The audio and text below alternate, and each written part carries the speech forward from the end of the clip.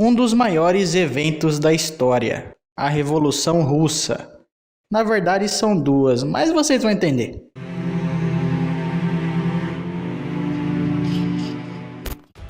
Como eu disse segundos atrás, nesse vídeo eu vou falar de duas revoluções. Ai, como assim? Não é uma só? Na verdade mas não é.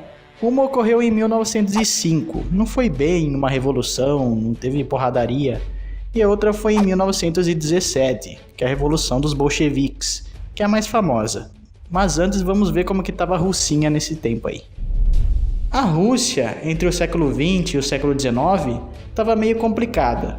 Isso porque ela ainda usava o meio de produção feudal, ou seja, tudo que ela fazia basicamente tinha relação com o campo. E ela estava ficando atrasada em relação a alguns outros países, que já tinham as cidades e as indústrias. E os camponeses continuavam sendo dominados pelos nobres, e os nobres acabavam sendo dominados pelo czar. E o czar não é nada mais nada menos que o imperador do Império Russo. O czar até tentou agradar o povão, ele fez algumas mudanças. Por exemplo, ele fez uma reforma agrária e também fez a abolição da escravidão. Mas não adiantou muita coisa, porque várias pessoas ainda continuavam sendo presas ou exiladas por estarem contra o governo. Para vocês terem uma ideia, existia até uma polícia especial que cuidava da educação, que se chamava Okhrana. Eu não sei exatamente como fala, mas eu vou deixar o nome aí na tela. Quando Nicolau II se tornou imperador da Rússia, e um spoiler aqui, ele foi o último, ele até tentou industrializar a Rússia, trazendo umas fabriquinhas aqui e ali, para tentar resolver os problemas. Mas não deu muito certo não, meio que as pessoas somente pararam de sentir fome no campo e começaram a sentir fome na cidade, ou seja, não mudou porra nenhuma. E as perseguições ainda continuavam. Alguns partidos políticos tiveram até que se esconder e fugir para tentar operar. Para vocês terem uma ideia, tinha um partido que se chamava Partido Social Democrata, que tinha dois líderes, que era o Georgy Plekhanov e o Vladimir Lenin. Porém, como os dois pensavam diferente, esse partido acabou se dividindo em dois. Do Lenin surgiram os bolcheviques, que significam a maioria. Esses daí queriam tomar o poder através das armas, através da revolução armada.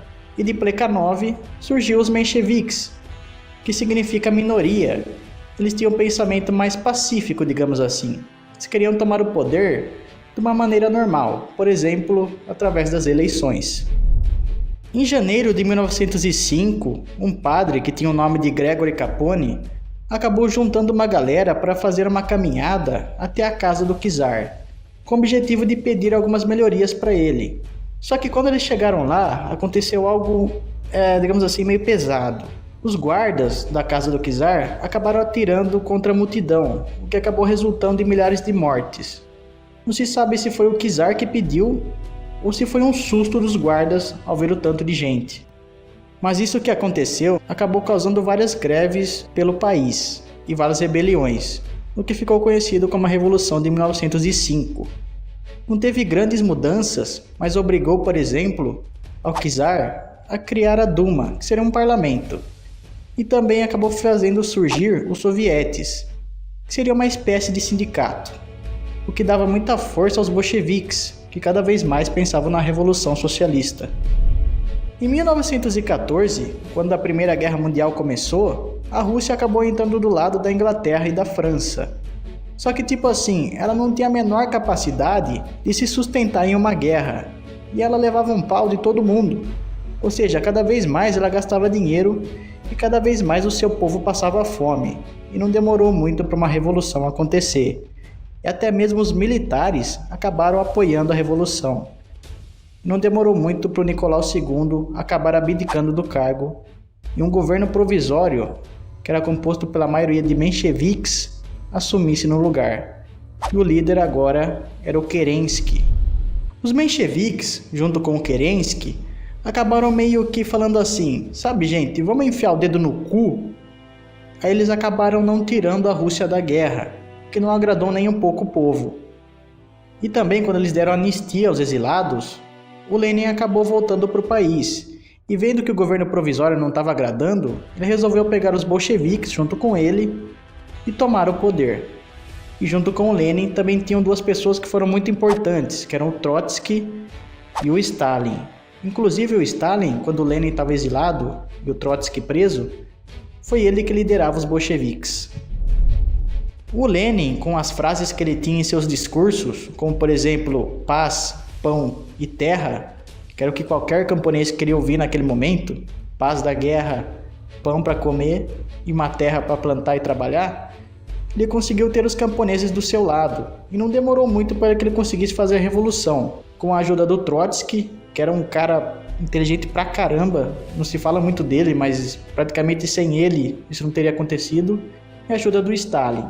E no dia 7 de novembro de 1917, os bolcheviques tomaram o poder e o Lenin acabou se tornando o seu líder.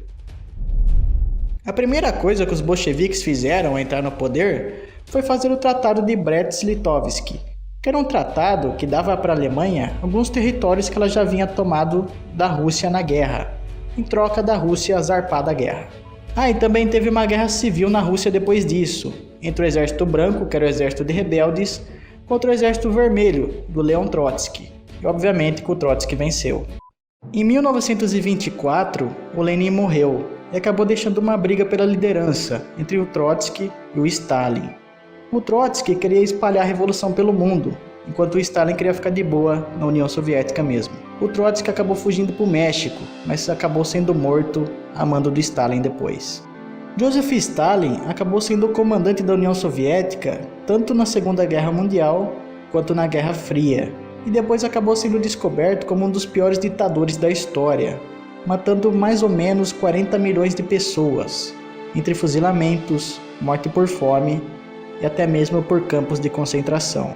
Joseph Stalin morreu em 5 de março de 1953, por hemorragia cerebral.